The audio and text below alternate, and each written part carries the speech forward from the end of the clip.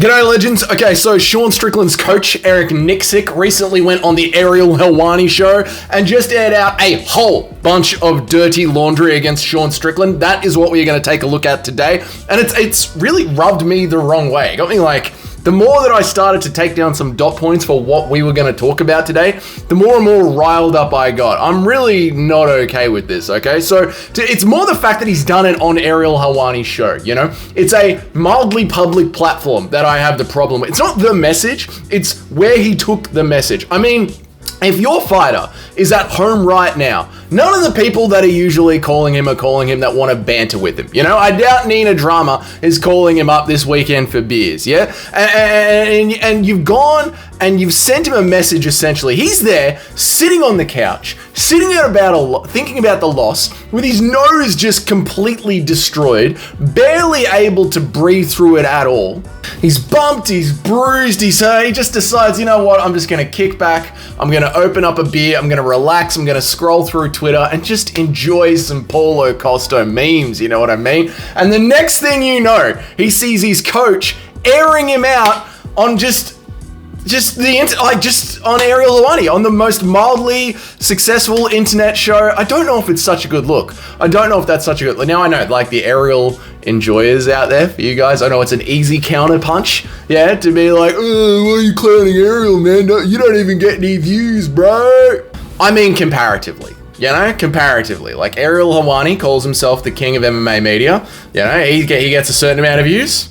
Other people get a different level of views. I'm just saying comparatively. I'm not the one that goes around calling themselves the king. There is no high road, Helwani. If they come at the king, you best not miss. So, you know, going on about the humble king of MMA media, Ariel Helwani. Anyway, going off on that show, on one of your star athletes, I don't think that's the best look in the world. I don't think that's the best look in the world. Let's take a look at what Coach Eric Nicksick. Let's take a look at what Coach Eric Nicksick had to say, and then let's break it down a little bit further. I think he needs to evaluate what he wants to do in the sport. If it's just to make money, then that's great. Let us know. You know, I want to coach world champions.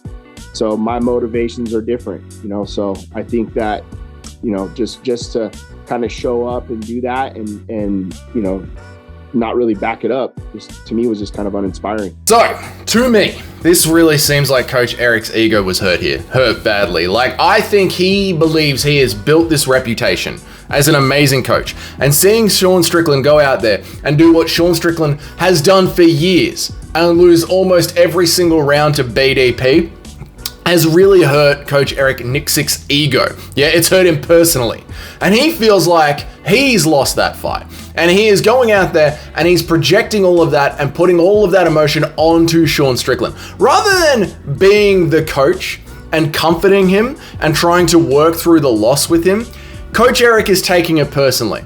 And he's gone out there to protect himself, which I think is disgusting coming from someone who is in that coaching fatherly position to push a person that is paying you to be their mentor under the bus rather than take the bullets for them is disgusting. Like, I do have to give a lot of credit here to Coach Eugene Berman from CKB, who coaches Israel Adesanya and the likes of that entire crew. He does put himself in front of the bullets and protect the boys. Which, even though I don't like CKB in general as a gym, I think Israel Adesanya is a bit cringy, and I think their style has been... I think in the last 2 or 3 years with CKB, there has definitely been a game plan written for their style and they haven't been able to adapt with it. I don't know if that's more so I don't like them or just a criticism of them gym. I just find myself rooting against the CKB fighters except for Dan Hooker and Bob. Maybe, I don't know yet. Listen, let's park that. The point is, Eugene Berman puts himself in front of the boys and it's admirable. It's admirable. Whereas here, Coach Eric Nicksick seems to be trying to protect his own brand. You know what I mean? Because of this bad performance. And Sean is going through this tough time. Nicksick is just completely pushing him under the bus. And I don't think this is going to help you, Coach Eric Nicksick, get more championship fighters into your gym. Yeah? He's just putting all of this on Sean. You know what I mean? When, mate, I'm pretty sure, you know, you're his coach So this is Sean's style, but why aren't you coaching him through his style?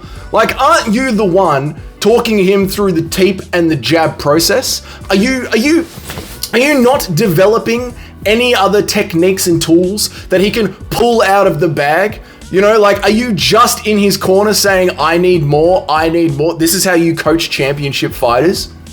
You lot at that gym have been planning for this rematch since January of last year. You've had more than 12 months to plan from this. Why are you not saying in between rounds, hey, Sean, remember the game plan that we've been working on, you know, specifically for the last 6 months? Remember that? Just calm down, look at me, remember, you know, we were working through this. Jab, jab, teep, that's all good, but then jab, jab, drop to the inside hook of the body. Yeah, jab, jab, work your way inside, then uppercut through the center. Remember what we've been working? Hey, remember that teep, get him used to that, get him lowering his hands to try and catch the kick, and then we're going to switch it to an on top of the head kick, question mark kick. Remember what we've been working through? Like, where are these coaching techniques and game plans that you, the great mythical coach, Eric Nicksick, have come up with? Rather than just standing in the corner, screaming at him that we need more, we need more, we need more. Hey, listen, look, any UFC fighter out there, not even UFC fighter, yeah? The Eternal guys, the Hex guys, the guys in Australia that are fans of MMA that might catch this video.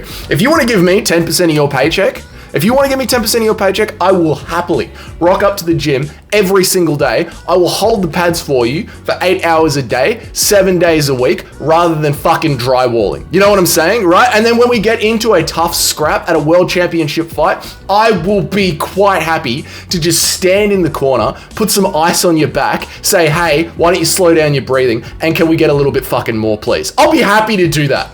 Like, is that what you are actually doing, Coach Eric, to take 10 to 15% of Sean's paycheck here? Huh? What, instead of coaching him on a style that could actually be competitive against DDP? Because I swear to God, man, I could put some ice on a dude's back. I could breathe and yell at him that he's not doing enough. That sounds so much easier than my 9 to 5, mate. Yeah? Also, to say that it was uninspired from Sean Strickland, he did exactly what he has done throughout his entire career that has gotten him to the dance. Not only gotten him to the dance, but won him a title against one of the best strikers in the UFC, apparently, Israel Adesanya. Yeah? His nose gets obliterated in round 4. He walks back into his corner, asks you to reset it, which, you know, is to take all the broken bone and cartilage on his nose and smush that broken mess back into his face while blood is pouring out of it, blood is pouring out of his face. And then after that happens, he marches back out there and sticks to his game plan that got him to the dance. That's kind of what fucking great athletes do, you know? Like, to have everything go wrong and then to center yourself and stick to the plan that got you to the Super Bowl, stick to the plan that got you to the grand final. That's kind of what really good fucking athletes do. And instead, you're yelling at him to just change things up at the last level. Yeah, really high level coaching, dude. Really high level coaching. Eric, where was this visceral hatred when Francis just marched forward into Anthony Joshua's punches in round 2, not changing anything about round 1 that got him knocked down? No, nothing different, no different style.